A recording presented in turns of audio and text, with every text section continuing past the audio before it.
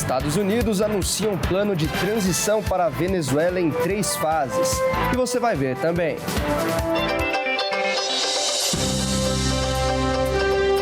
Agentes de imigração do governo Trump matam mulher a tiros nos Estados Unidos. Bolsonaro passa por exames e volta para a carceragem da Polícia Federal em Brasília. Vacinação contra a dengue com dose única começa em 3 cidades. E ainda, time europeu fica com apenas um jogador em quadra na Champions League do basquete. Tudo isso você confere a partir de agora no Jornal das 18h30.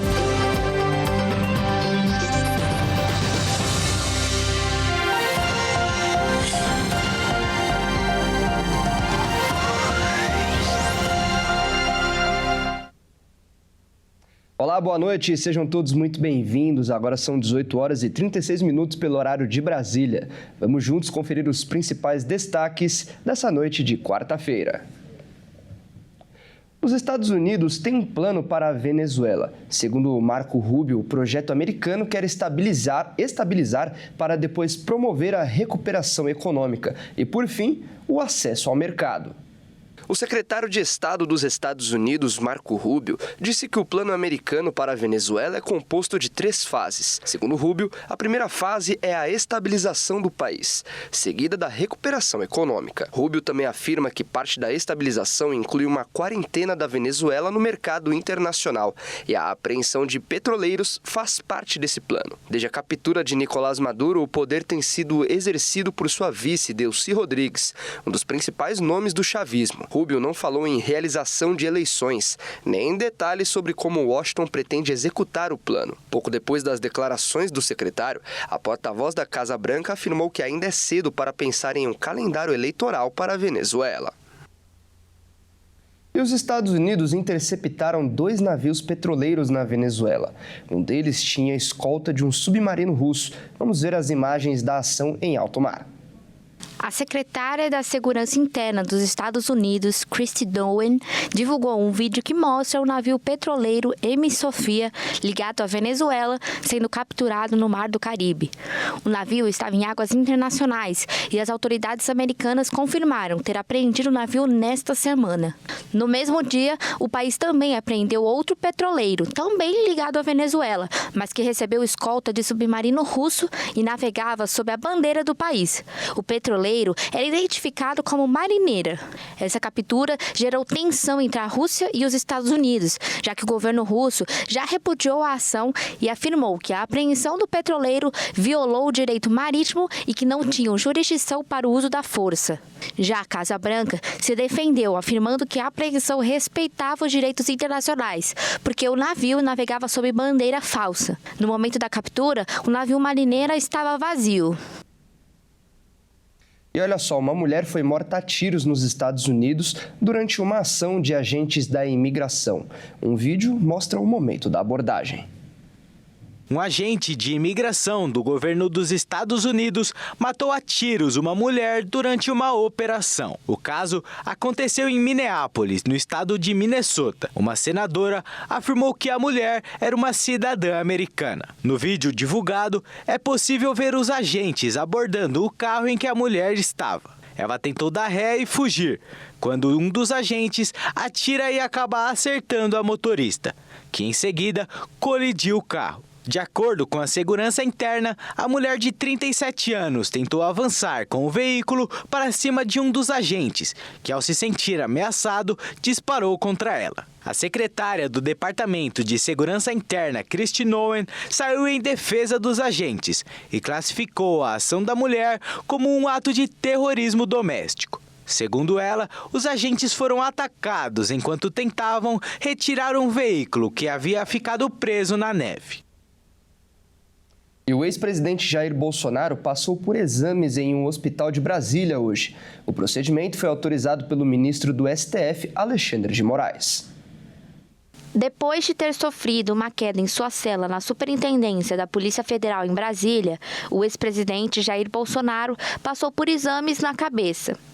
Os exames foram solicitados pela defesa do ex-presidente e autorizados nesta quarta pelo ministro do Supremo Tribunal Federal, Alexandre de Moraes. Os procedimentos foram tomografia computadorizada de crânio, ressonância magnética de crânio e eletroencefalograma. Todos eles são feitos para avaliar a área do crânio. Segundo a equipe médica, Bolsonaro caiu ao tentar caminhar pela sala da PF.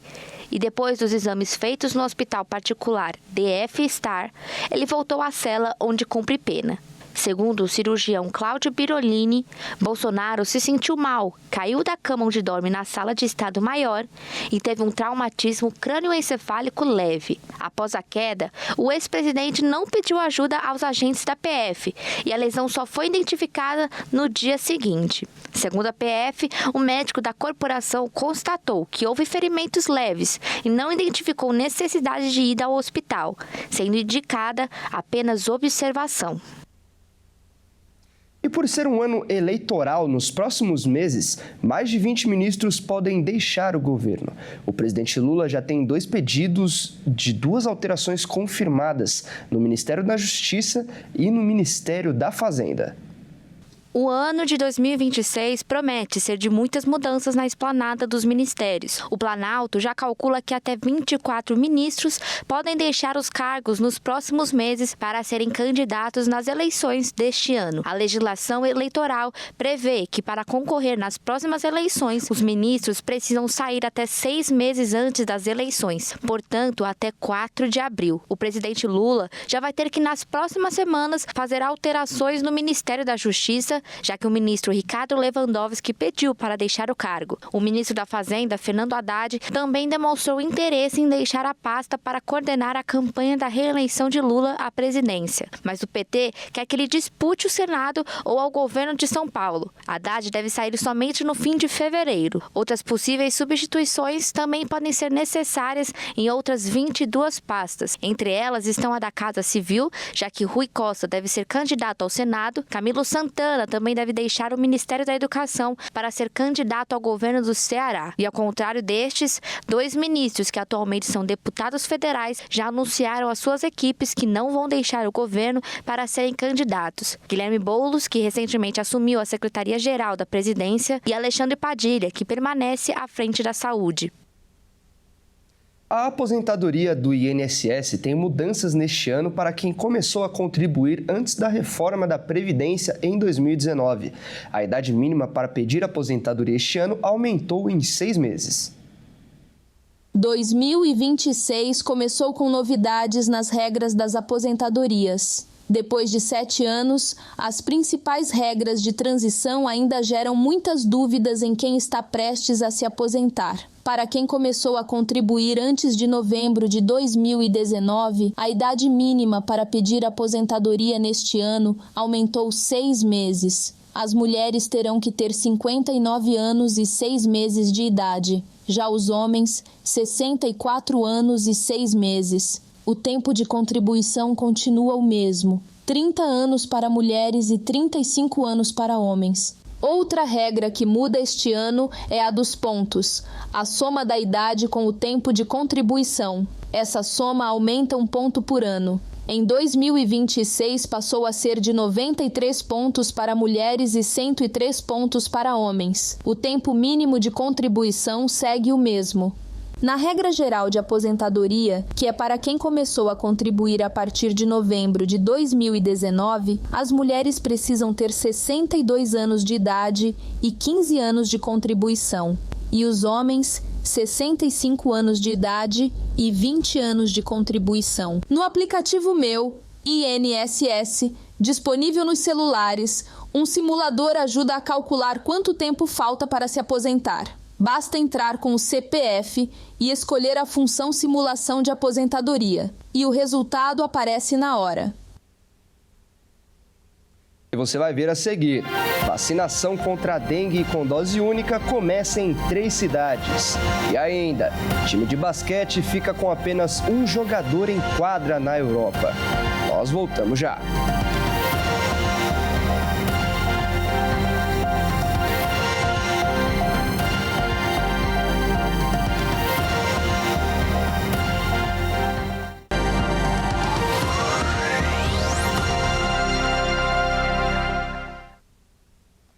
Ministério da Saúde anunciou que 3 cidades do país vão começar a vacinação com dose única contra a dengue. Vamos ver agora quais são elas. A vacinação nacional contra a dengue vai começar no dia 18 de janeiro com o imunizante de dose única, o Butantan DV. O Ministério da Saúde fechou um contrato de 368 milhões de reais para 3 milhões e 900 mil doses do imunizante para a rede pública. É o primeiro imunizante do mundo com dose única. O ministro da Saúde, Alexandre Padilha, disse que 3 cidades foram escolhidas para iniciar a vacinação: Botucatu, em São Paulo, Maranguape, no Ceará e Nova Lima, em Minas Gerais. De acordo com Padilha, esses municípios alcançarão facilmente a marca de vacinação de 50% da população, começando pelos profissionais de saúde e depois pessoas de 59 anos, até chegar aos adolescentes de 15. Dessa forma, as autoridades pretendem entender qual o comportamento da doença nessas regiões depois da vacinação da maioria da população. E além da Butantan DV, a vacinação contra a dengue será feita também com a vacina japonesa Qdenga, mas essa é de 2 doses. 9 milhões foram encomendadas e somente o público de 10 a 14 anos podem ser imunizados por ela. Para a vacina Butantan DV, o Instituto Butantan disse que quer aumentar a faixa etária atendida pela vacina e incluir idosos acima de 60 anos e crianças de 2 a 11 anos. E agora é hora de falar de esportes aqui no Jornal das 18h30. E quem traz as informações é a Maíra Anjos. Boa noite, Maíra, seja muito bem-vinda. E vamos começar falando do técnico Tite, que foi apresentado oficialmente hoje no Cruzeiro, não é mesmo? Exatamente, Fernando. Boa noite a você e a todos que nos assistem. Tite foi apresentado oficialmente no Cruzeiro e falou um pouco sobre a sua volta ao trabalho após 1 ano de pausa e até sobre o Gabigol. O técnico Tite foi apresentado no Cruzeiro nesta quarta. Falando como comandante do time pela primeira vez, o treinador justificou a pausa que fez na carreira após ter sido demitido do Flamengo em 2024 e explicou o processo de recuperação pessoal. Eu digo assim, fazendo uma analogia, tem uma parábola da águia que chega em determinado momento que ela sai, ela vai pro penhasco, ela fica quieta, ela tira o bico, ela tira a unha e tira a pena, porque ela tem que reciclar em algum momento. Eu tinha essa necessidade de reciclar. Aliás, a minha unha não, mas o meu joelho sim. Aí eu tô com autoestima bem melhor, eu tô legal, tô bem com a minha família, tô bem com as pessoas que eu quero bem e faço aquilo que eu amo, aquilo que eu tenho prazer. Então, de dar também esse tempo para essa reciclagem, para essa observação num campeonato que ele era e que foi muito disputado, e méritos à equipe do Cruzeiro, que fez um grande campeonato. Tite foi contratado para a vaga de Leonardo Jardim, que acertou a saída do clube por motivos pessoais. Perguntado sobre Gabigol, com quem ele tem histórico de rusgas em trabalhos passados, como na seleção, quando Tite não o levou para a Copa de 2022, e no Flamengo, quando Gabriel acabou indo para o banco. Acertando sua transferência por empréstimo com o Santos antes da chegada de Tite ao Cruzeiro, o técnico decidiu não alongar na resposta e desejou felicidade na nova caminhada do camisa 9 do Santos. A gente olha para frente, né? Agora eu quero pensar nas possibilidades de utilização do Neiser, do Chico que está chegando, que eu desejo sucesso para ele no trabalho, que ele possa retornar e dar ao Cruzeiro, no momento que for conveniente, a melhor situação possível, né? Eu quero focar no meu trabalho, eu quero focar naquilo que eu possa desenvolver na melhor condição, que ele seja feliz. E algumas novelas do mercado da bola parecem estar se encerrando. Conta pra gente. Após o episódio na última semana sobre a permanência do Hulk no Galo, o atacante avisou que vai cumprir seu contrato no Atlético, mas que vai deixar o clube no final deste ano.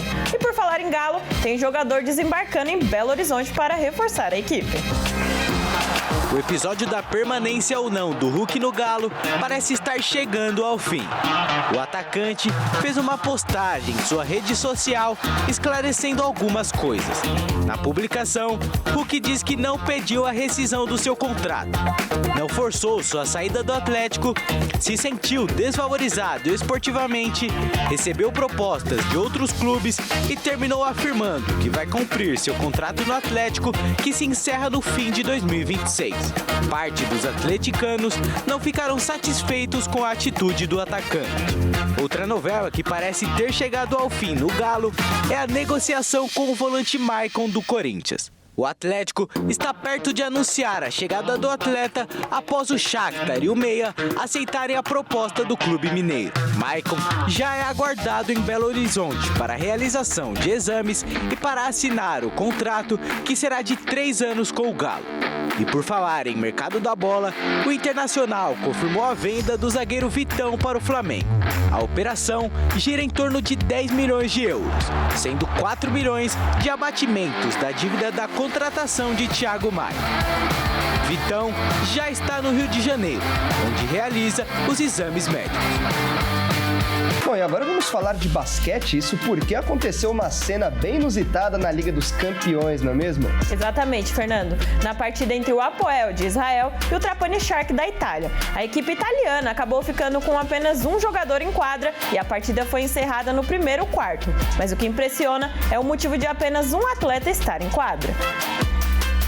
O jogo de ida dos playoffs da Liga dos Campeões de basquete entre Hapoel Holon de Israel e Trapani Shark da Itália foi encerrado ainda no primeiro quarto, após a equipe italiana ficar com apenas um jogador em quadra. E o motivo é chocante. O Trapani enfrenta uma grave crise financeira e viajou para o confronto com apenas 5 atletas disponíveis. Durante a partida, 4 atletas deixaram o jogo, reduzindo o time a 2 jogadores contra 5. Na sequência, Luigi Patti cometeu a 5ª falta pessoal e foi excluído, deixando apenas Francesco Martinelli em quadra. Com menos de 2 atletas disponíveis, a continuidade da partida se tornou impossível pelas regras do basquete, que exigem um número mínimo de jogadores para a reposição e a recepção da bola. Diante da situação, o confronto foi encerrado e registrado como derrota por não comparecimento. Horas depois do término precoce do jogo, a organizadora da competição confirmou oficialmente a eliminação do clube italiano. A entidade afirma que equipes derrotadas por WO ou por falta de jogadores em confrontos de playoffs perdem automaticamente a série. Com isso, o Hapoel Holon garantiu vaga nas 8º do torneio. Em comunicado oficial, o Trapani informou que entrou em quadra para evitar uma multa de mais de 3 milhões de reais. O clube também afirmou que vinha sendo sancionado por instâncias italianas, devido a taxas não pagas e atrasos salariais, situação que levou à saída de atletas e agravou o cenário financeiro.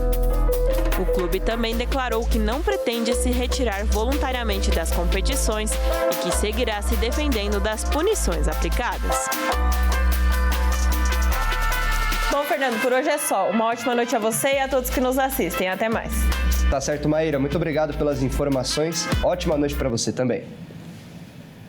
E o Jornal das 18h30 fica por aqui. Eu agradeço demais a sua companhia. Continue ligado na nossa programação. Ótima noite a todos e até mais.